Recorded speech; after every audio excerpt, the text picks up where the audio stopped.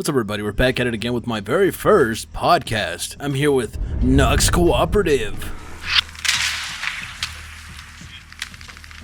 Oh my god. And yours truly, Do-Rag. We're gonna give you suppressing fire. I want you two to the left of me and start pushing up along this hedgerow. Go, go, go,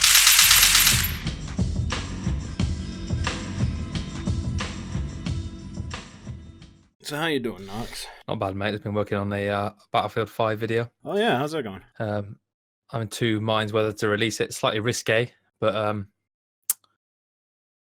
it's not bad. It's not against anything entirely. It's just it's controversial. Oh yeah. So Well, that's always well, today we're going to be talking about Brothers in Arms. First off, let me say, do you think that it's actually being developed? You think they would come forward and say it wasn't being developed, don't you? You know what I mean? Because it's been about, it's probably been ongoing for about I couldn't even say the time limit. Probably 5 years or more, is it not? Yeah. How long have they been talking about it? Probably ever since Furious 4 came out. So when Furious didn't come out, but when was it sort of teased? Oh man, that was a while ago. I'd have to on my screen. It's gonna show the exact same time because I'm gonna be looking for all the correct stuff. But I do know that in 2017, towards the ass end of the year, they decided to actually talk about it, and they said that they were still working on it. I think the last time they updated it was probably June or July last year, when they said they were working on Brothers in Arms. Yeah. What about Brothers in Arms? Do you guys ever go back to that? Do you think it's like Yeah, for a while you were talking about maybe doing another one? We do. In fact, we've had in development for some time. Again, it's not ready to make the big announcement, but Yeah. we have had in development for some time a new Brothers in Arms game. It's authentic. It's got Sergeant Baker. It is Yeah. the Brothers in Arms game that we want to make. Uh-huh. And we're doing it under our publishing label. Okay. So what's great Right, about you this? guys have now. That's feel right. Like we had you at the Game Awards. You And to I announce I was Xbox publishing, really yeah. grateful when Ubisoft jumped in to help publish the original Brothers in Arms Yeah. games. But as that relationship matured, I think for them, they just thought the game looked pretty cool, and it was sort of a side bet, and it turned out to be a big franchise, and it became important to their business. And as that was true, then they got more and more involved. Yeah. And I think their interests with it were different from where what we think Brothers in Arms is. Yeah. And so Now you have it. It's your. yeah, so, own- yeah, we own the IP, but Yeah. we worked that out so that it's all free and clear with Gearbox, and now we can do the authentic game that Brothers in Arms fans really want. Okay. They said that they were obviously working on the series, that Ubisoft weren't involved as they were last time. I think, and that gave them more of their own individual allowance to do what they wanted to do with the series, which I don't know if that's a good thing. If I don't know what Gearbox have in mind for the series, but apparently it's got Sergeant Matt Baker. It's very authentic to Brothers in Arms. Apparently it's a passionate product of theirs or a project of theirs, but they're not ready to release it or give it out to the community until they are happy with where it's going. But to be honest, mate, it's been so long, Yeah, this kind of leads into the next question. Do you think Gearbox would stay true to the series, or, like you said, I mean, sometimes the publishers actually push, the stuff that, like, how EA is like trying to push it on the frickin' microtransactions and loot crates and all that kind of stuff. That might have been something that Ubisoft was doing to Gearbox, but at the same time, I hear that Gearbox is kind of a scumbag, so who really knows? What are your thoughts? With authenticity wise, they say they have Matt Baker in there, but that doesn't mean it's going to be a historic. It's not going to be the same nostalgia as the rest of the series, same sort of presence as the rest of the series. So it's still got that. It's got that ability to be authentic, but just because it's got Matt Baker in there doesn't mean it's going to be what we want it to be. It could easily be something very similar to Battleborn, or I know Fortnite. Fortnite wasn't developed by them, but they assisted in publishing it. I think that's the sort of thing they like at the moment. Even as far as Borderlands, you never know, do you?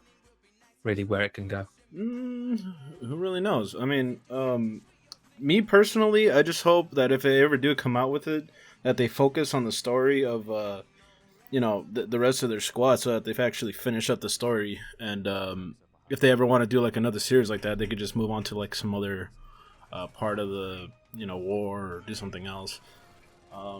Mate, by the way, do you need me to close my window because there's a guy like hammering a piece of metal out there? No, I don't hear Can you it. hear that? No. Okay. No. So I played the full stories back to back, and I've noticed there's a noticeable difference between the first two and the third one. But I think that's mostly because there was a lot of cutscenes. Have you played all of them? All 3 games, obviously not Yeah. including all of the other horrendous titles. Yeah. Yeah, I played all of them. To be honest, mate. Yeah, it's been a while, and it's been a really long time now. Yeah, we try not to talk about the mobile games and all the shitty ones. But you know they do exist, and it's. I played the 3. I played the 3 main titles. Yeah. Like I said, I think none of them. I've played none of them on PC. I've played them all on console a while back. So I think Brothers in Arms Road to Hill 30 came out in 2004 or 5. I believe it was 2005, but it could be wrong. The screen will fact check that. But yeah, you should really try it out on PC because it just looks 10 times better and it plays a lot better. My only issue is that the sway with the guns is ridiculous. Yeah, that's how it's always been throughout the entire series. At least in the third one, they got that right. I have got it on PC. I just haven't tried it really properly. Yeah, the second one I think it was the toughest one, and I haven't even beaten it on authentic yet. I was thinking about doing that just so I can unlock all the stuff, like the stuff that they had in the background. I think in terms of history, number 1 was more appealing. So Road to Hill 30 for me, because it was very focused on that specific area, and it was quite, I knew a lot about Normandy, so it kind of all it was appealed to me. The second one I found very samey. Not samey as the first one, but samey as each mission it went on. It was within that grey, rainy stone. Usually, most of it was. I mean, there were obviously other missions as well, but another thing that you also have to understand is that game was made in the exact same year, just like 5 months later, which is pretty crazy if you ask me. yeah, I mean, yeah, is that how long it was? Didn't know that. Yeah, it was made in the exact same year. Man,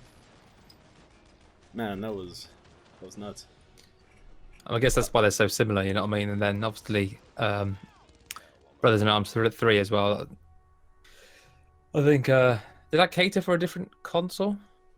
It did. That Yeah, was it did. Xbox 360, and obviously the one before that was Xbox, wasn't it? yeah. I know that the first two were both on PlayStation 2 and Xbox, but I think the third one was only on the 360 at the time. And PC possibly? I don't know. I have to fact check that. So a lot of things that were wrong with it, in my opinion, was the cutscenes felt a little too long. The health regenerating shouldn't have been in there, because that was an aspect of like Call of Duty at the time. You were gonna say something? Yeah, with the details, it's hard for me to actually remember exactly what you had in there, the health regeneration, and all the small mechanics of the game. It's been so long now. What was up with the random British guy? I mean, so there were some poor characters in the third one. I wasn't attached to the characters in the same way as I was in the first series. I think the characters seemed really they were just shallow, weren't they? They were shallow. I think in because 3, it was like a soap opera, whereas the first one was more realistic. Yeah, in the first one, there's a scene. Well, not really a scene. It's like it's just background noise where Baker is talking about his guy, and he starts screaming out, "If they had just been for me or with me, maybe they wouldn't have died." Basically, and if you compare that to the the ending of the third one, where he's kind of like sad, I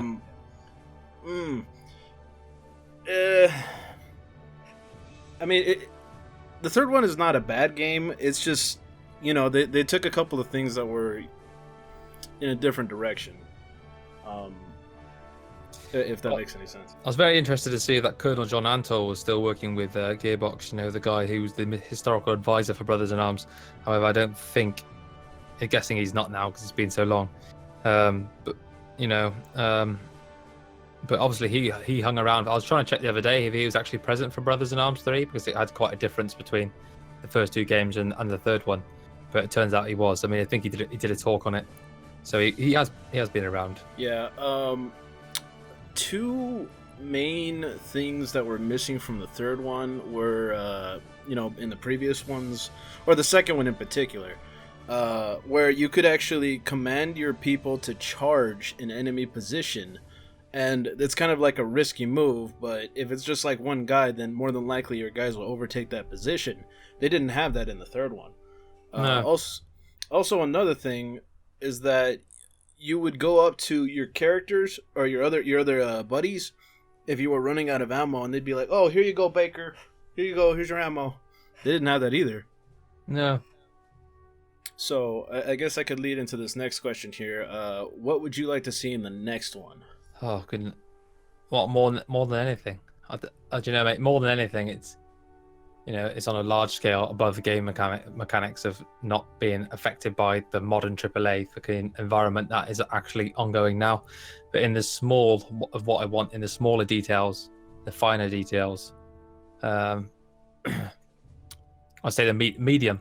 I say medium. I'm probably looking at, I want the environments and the maps to be correct, and then with the minor details, I want them to sort of bring back the same sort of mechanics they had in the original game. So you haven't got that, they haven't got the cover effect, the cover mechanic or anything like that. The hard cover mechanic when he runs up and he pushes his body up against it and you go into that third person view. Yeah. I want them to get rid of that, to be honest.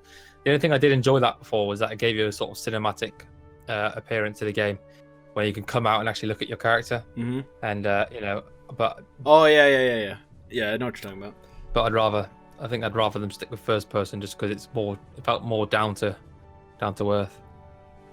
I mean, at least when they get behind cover, they should make it so that your rifle goes up and not just stays looking forward. Yeah. What is it? What I would like to see is, because in the previous games, like if you lose a guy, he comes back in the next scene like, oh well, okay. They should make like an incentive for you to try to keep your guys alive. So in case like you would lose them, they're gone for the rest of the game, or unless you want to restart that one mission. Yeah, it's very difficult to do it with the main characters, isn't it? Because it's hard to generate a story from random deaths. So it'd have to be like a million different options or whatever for the computer to calculate to do its further cutscenes, its further. Well, I think that it's game ending.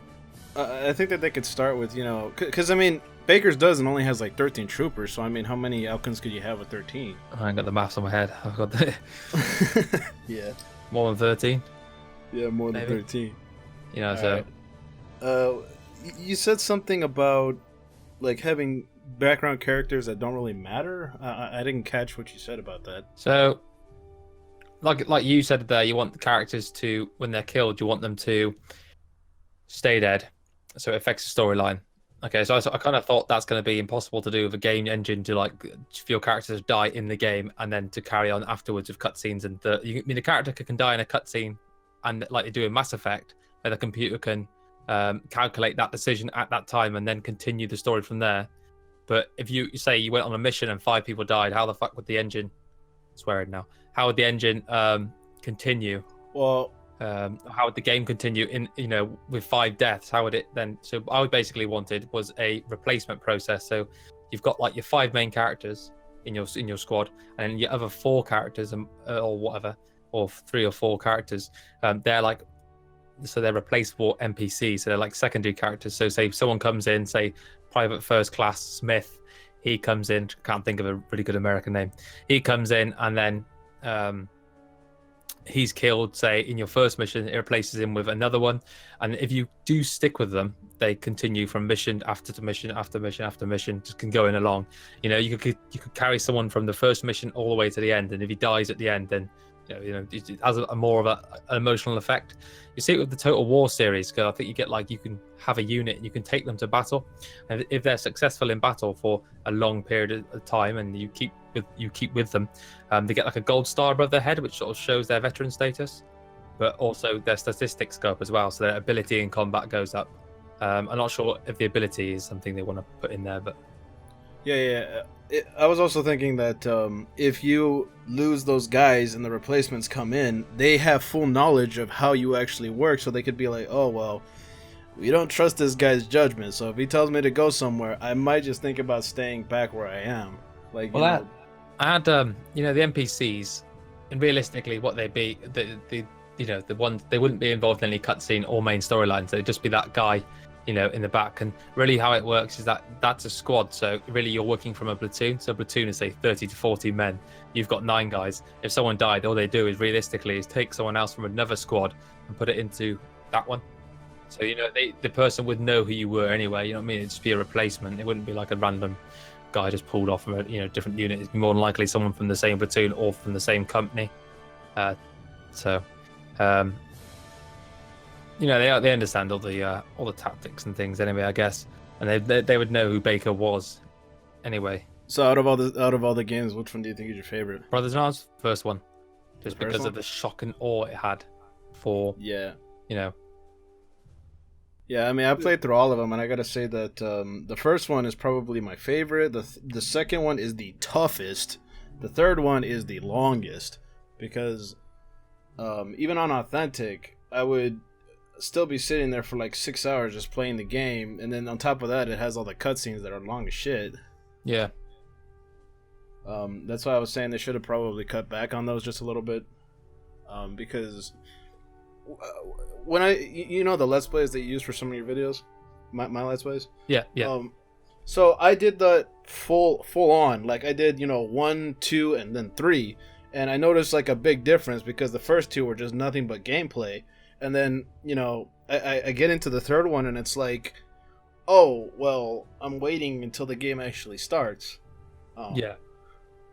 And I would have been okay with it if it would have just been like, a little bit of a cutscene and then just get into the gameplay. But no, that thing takes maybe like, I don't know, 10 minutes or 20 minutes, somewhere around there, just before it actually gets into it. Yeah, it's quite a few long, drawn out. I like the part where in the beginning of the third one they actually recap like the whole, previous story, because at the time I'm guessing not a lot of whole people remembered the games. But then after that they continue on with more stuff and kind of just like drag it out, and it's like, To be honest, I could play a whole game that is an entire cutscene. Yeah. Like I said about that horror game, Until Dawn. Just making choices. It's like watching Band of Brothers, but you got the choice to make throughout it. That'd be good.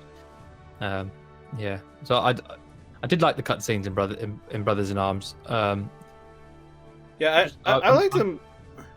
I liked them for the most part. It's just I felt like they Some were of a them, bit too some of long. them a bit bored. Yeah, I think some of them maybe made me bored. But the ones that made sort of relevance, or looking back at the original game, and then I sort of interested me more, because obviously I love the original games. So I wanted to see how when Leggett died and things like that. Not Leggett died.